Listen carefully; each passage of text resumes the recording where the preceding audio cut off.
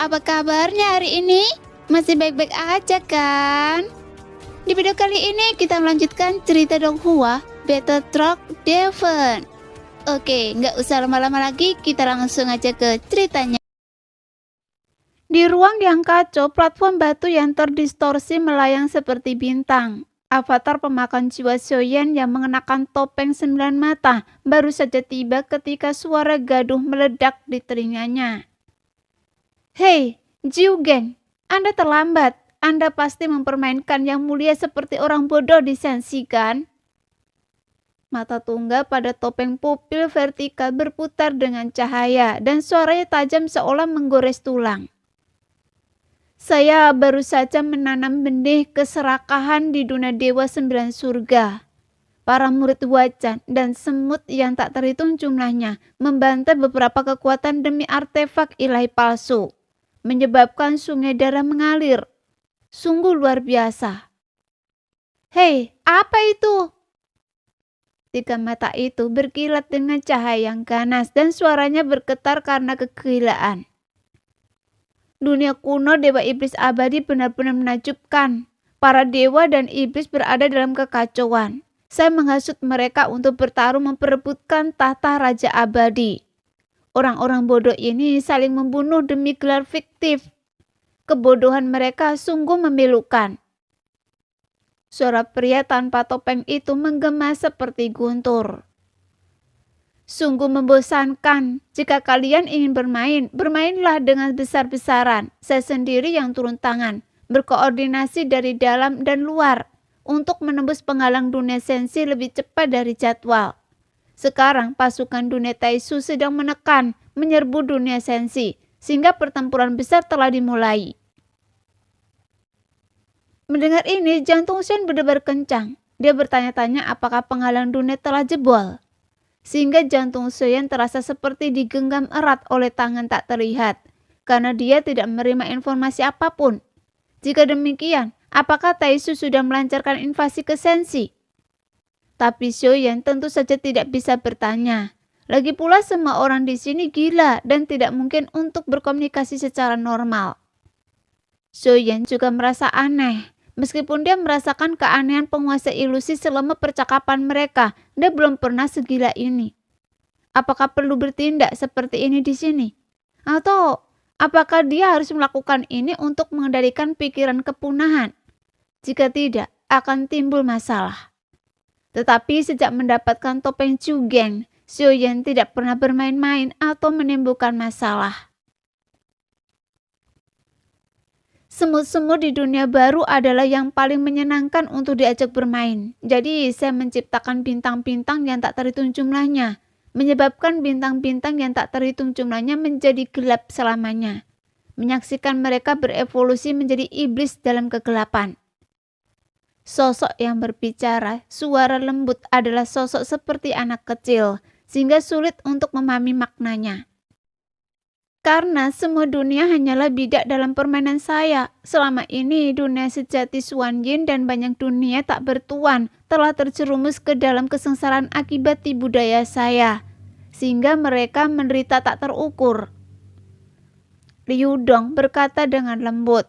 Mendengar ini hati Xuan kembali menegang, dengan makna menekan niat membunuh di dalam dirinya. Para anggota Chang Mesi ini, mereka semua ingin membunuh.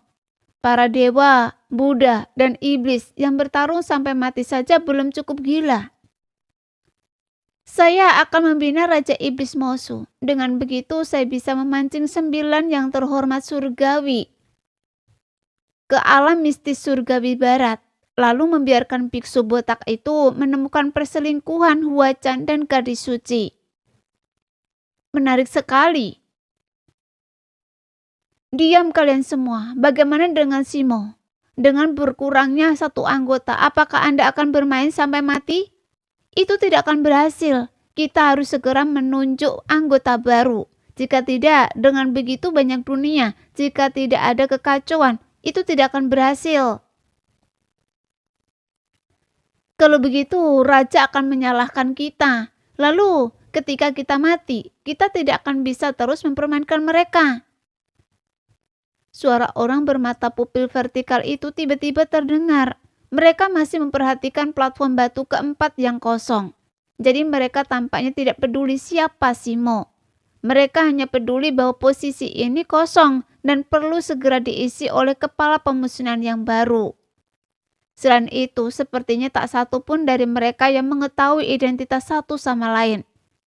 Pertemuan itu tampak seperti kekacauan, terdengar sangat gila. Mengenai apakah itu benar, Xiaoyan tidak dapat memverifikasinya. Namun, kelompok Chang Meishi ini memang ikut campur di banyak dunia. Meskipun ada beberapa yang dilebih-lebihkan, mereka semua telah mengambil tindakan nyata. Kalau begitu, mari kita cari tempat lain untuk merencanakan. Saya masih punya beberapa wajah 7 inkarnasi di sini. Pupil vertikal berkata.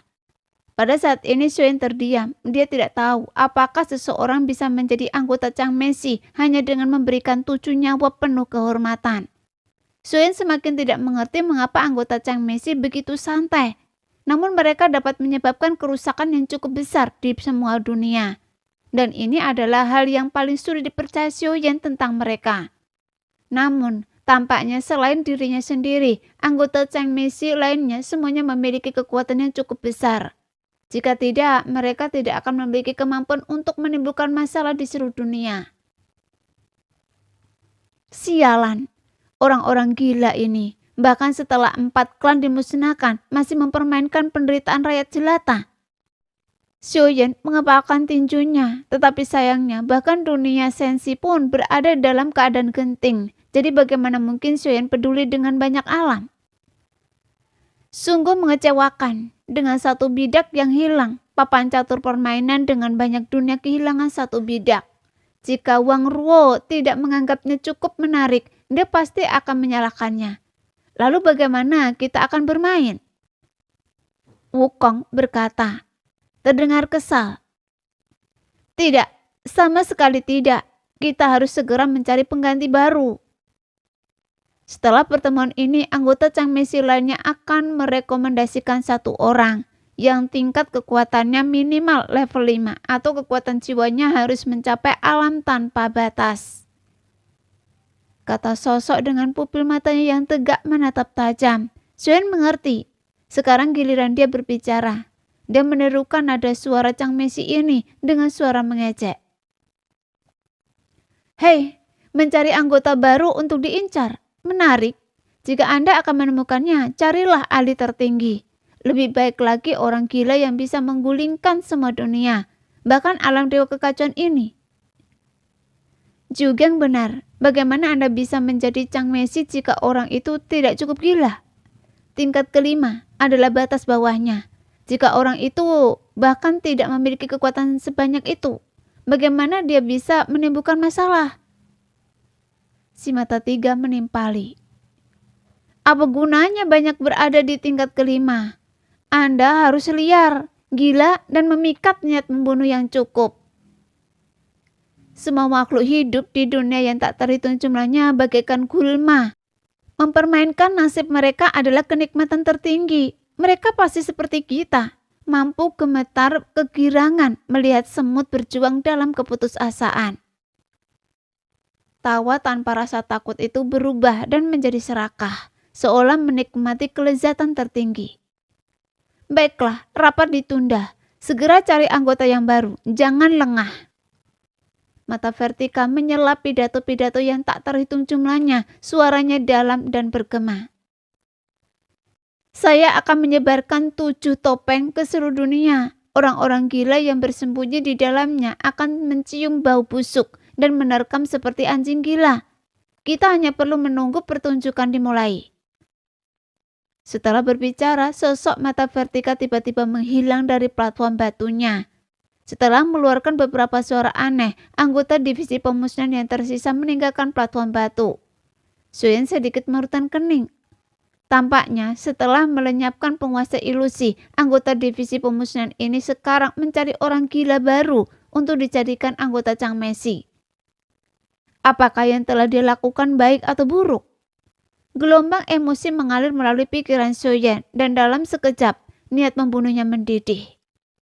Untungnya semua orang di sini adalah sosok berbaju biru tua, jadi ekspresinya tidak terlihat. sehingga memainkan peran Chiu Geng belum menimbulkan kecurigaan apapun. Sekarang, dengan kekuatannya yang meningkat, Xiaoyan berencana untuk mengungkap lebih banyak identitas asli anggota divisi Chang Meishi ini. Jadi, bagaimana jika mereka terus mencari? Temukan satu, lalu bunuh satu. Apakah mereka sudah gila? Saya, Xiaoyan, akan ikut bermain sampai akhir. Xiaoyan bergumam pada diri sendiri, lalu dengan sebuah pikiran, sosok birunya menghilang dari platform batu. Wujud aslinya membuka matanya sambil duduk. Avatar pemakan jiwa sudah jauh bersama Yetian. Mengapa saudara Xiaoyan melepaskan niat membunuh yang begitu kuat barusan? Setelah membuka matanya, Dewa Bango tidak berkultivasi. Sebaliknya, dia mengisi kompas dengan berbagai benda langka dan berharga. Namun tatapannya tertuju pada Xiaoyan dengan rasa ingin tahu. Nah, sekian dulu cerita kali ini. Kita lanjut lain hari ya guys ya. Bye-bye.